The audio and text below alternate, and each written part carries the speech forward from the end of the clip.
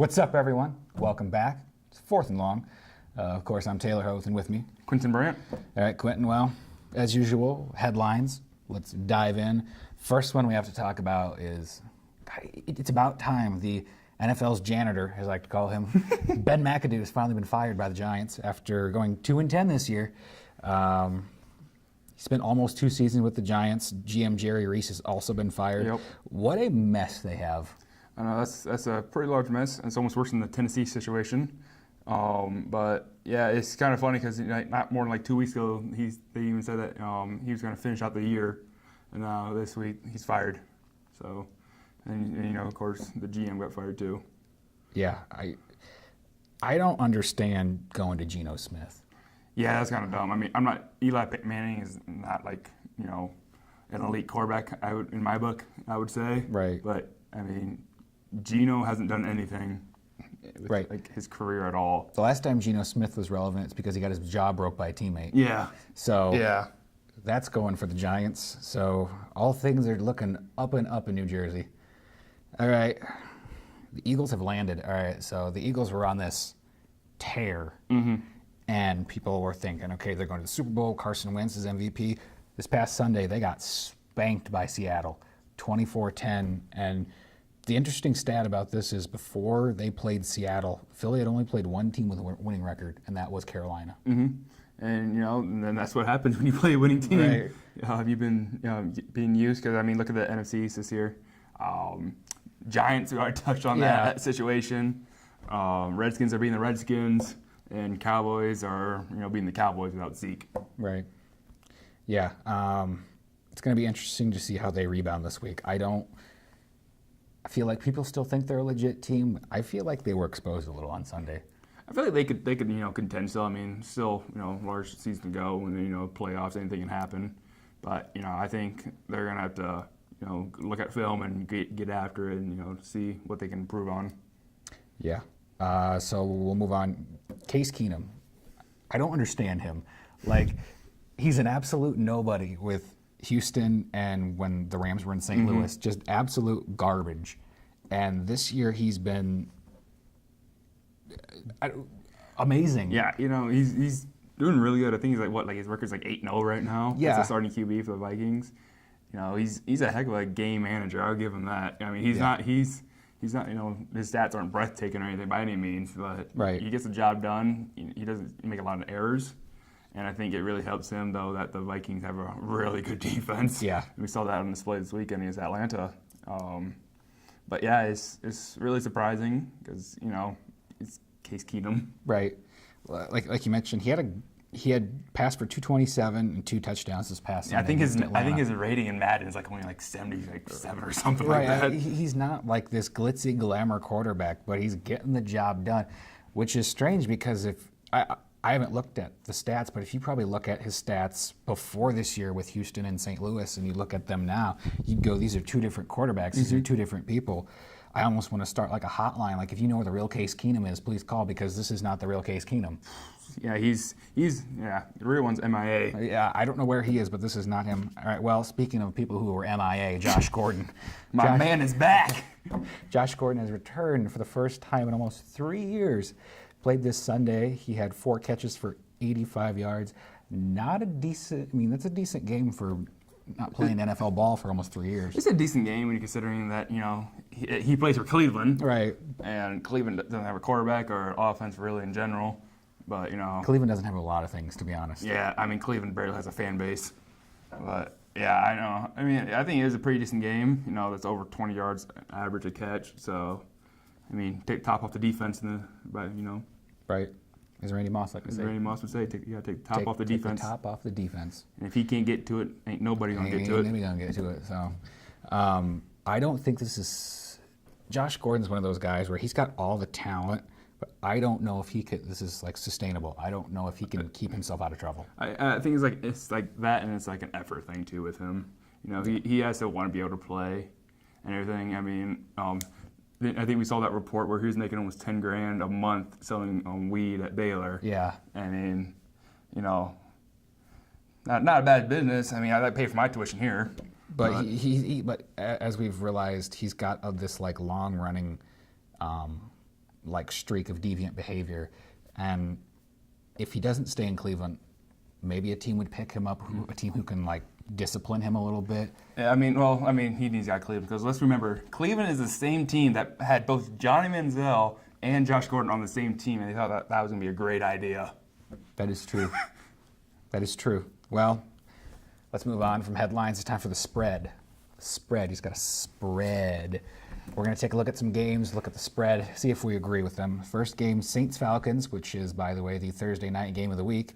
They have Atlanta as a 1-point favorite. I like the 1 point. I feel like it's going to be a really close game, but I think the Saints are actually going to win.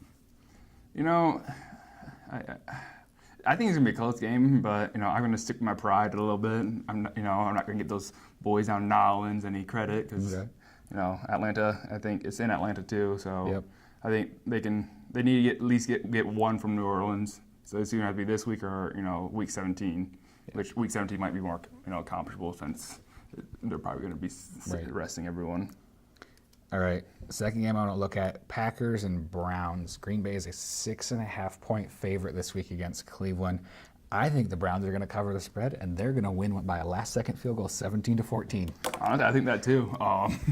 Green Bay, they had a little bit of trouble with the Ravens. Ravens aren't anything spectacular. Right. Joe Flacco, one of the worst quarterbacks of all time, in my opinion. Yeah, and it's going to be interesting to see what Josh Gordon can do with the Packers. Right. And, if he can get open downfield a little bit, they're going to be able to, I think, win. He could be the X factor in this game. All right, next game, Vikings-Panthers. They have Carolina as a 1-point favorite. I almost think that's disrespectful to Minnesota. Like they've been putting teams down. Yeah, but you can just look at what they did with Atlanta. They didn't really. Atlanta we had 2 of 3 starting cornerbacks out, and they only scored 2 touchdowns. And obviously, I'm not saying Atlanta had a great game because we only had 9 points, all field goals. But I think it's going to be a close game. I'm going to give the edge to Carolina. I think Cam Newton's going to be able to make some plays and make it happen. Field goal gang. Hashtag field goal gang. I'm gonna say the Vikings will cover the spread, and I think they're gonna win big, 35-21. Wow, I think it's gonna be 28-21 Carolina. Okay. All right, the last game I want to look at, Jets and Broncos. No spread for this one. I think they just give up on both teams, really. I don't know. The Jets were supposed to be tanking this year, and they're like almost 500. Yeah. Broncos were supposed to be halfway decent, and they're like at 3 wins. Yeah, so maybe the Jets just need them not to try ever, and they'd be halfway decent. I feel like with the Jets, the more they try not to try, the better they play. They need Bart Scott back. They do. Can't wait. Ryan Fitzpatrick, maybe? Yeah, Mr. Harvard. Yep. All right, so I'm going to go the Jets win 21-3. This Denver team's awful. I'm probably going to have to go with that too because the Broncos have no offense. They have a major QB crisis.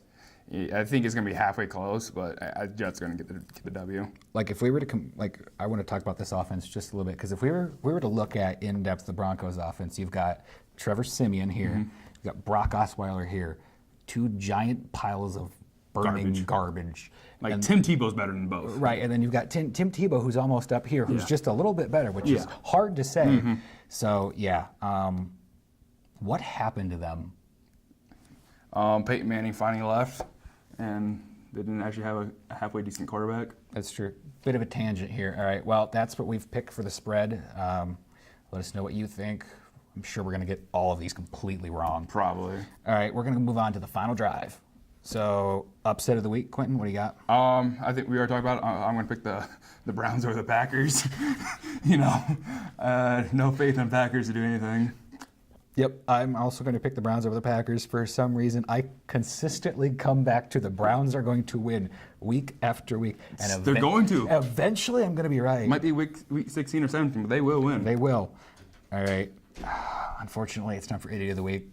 I'm going to let you go first. Okay. My Idiot of the Week's the New York Giants, just because just a giant burning dumpster of fire. Ben McAdoo is not a good coach. Ben McAdoo looks like a janitor. Ben McAdoo looks like a guy who snuck into the Giants training facility and was like, I'm the head coach. And people are like, all right, cool. But yeah, they have a mess on their hands, and they need to figure it out, and that's why they're my idiot of the week. Quentin, who's your idiot of the week? All right, so you know how a couple weeks ago, how you saying the Cowboys would win? I forget, Cowboys were going to beat the Eagles. You know, they're going to crush the Eagles. I don't recall. How you said that, right? My episode of the week is going to be my crazy, insane theory that the Cowboys will beat the Eagles in Dallas because it's the NFL. That's bold. Mike Nugent, game-winning field goal, 27-24 Cowboys. 4 out of 6 of their stars are hurt or suspended. That's the beautiful part about this upset, is it's completely unlikely. That's wow. What are you smoking? You heard it here first. If Dallas wins, I'm going to look like a genius, and if they get blown out, which they're probably going to, once again, I look like a complete idiot on upset of the week. So, in 2 weeks, I could be your idiot of the week. I might be my own idiot of the week. Nope. And how I said that you're wrong and you become my idiot of the week. Well, it's that time. You were my idiot of the week. I've told you countless of times how stupid that was, and I was right. And it just goes to show you know nothing about the sport of football or anything about football. This is why you're a Patriots fan. You just hop on the bandwagon. Thank you. Yeah, that's how I feel about you. It was lovely. Well, thank you for watching. Until next time, please stay safe. Thank you, Quentin. As always, feathers up. And yeah, this has been Fourth and Long. Follow us on that social media. Right, we'll have our handles somewhere here. Somewhere. It'll be in this vicinity somewhere. Remember, you heard it here first. The Browns are going to win. Until next time, see ya.